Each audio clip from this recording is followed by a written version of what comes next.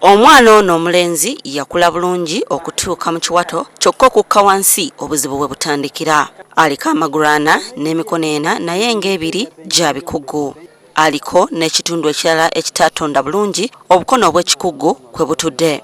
Kigambibwa nti bano baali balina kubeera abalonga bannabansasaana kyokka omwana omulala n'akulako magulu n'ekifuba ekitatonda bulungi obukono obw'ekitundu kwe butudde. Bano beegattira ku bitundu bya kabina n'ekitundu ekyekyama. Kati kye tukola wano tugenda kwekenneenya tumuteeke mu kyuma tusooke tutegeere ebitundu ki ebyegasse.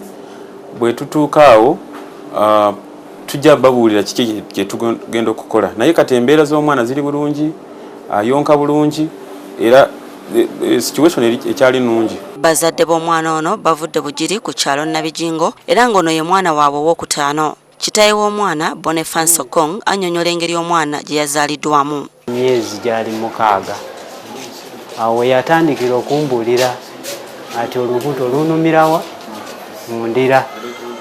Neŋŋamba ddayo ku musawo akebere n'addayo ne bamuwa ku ddagala n'amira n'abeerako bulungi. Kakati lubayo luwezizza myezi 8 namuleka waka ng'agenda ku mirimu gyange mitonotono egy'okulima.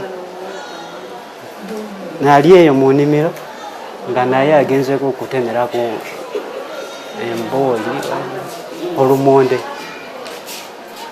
ne bampita ati omukyala awonye naye awonye bubi. Omwana aliko ebigere 4. Mukyala we yazaalidde waka era bwe baalabye nga bibasobedde kwe kweyongerayo mu ddwaliro e Bugiri. Ne batuteeka ku piki paka e Bugiri ku ddwaliro. Butuuka ne bakebera omwana ne bamulaba nga tebamusobola ne batuwa emmotoka ate ya bwereere okutusindika wano Mulago. Abakulira eddwaliro e Mulago bagamba babadde tebafunangako mwana azaaliddwa mu nkula eno. Irene Namyalo, NTV.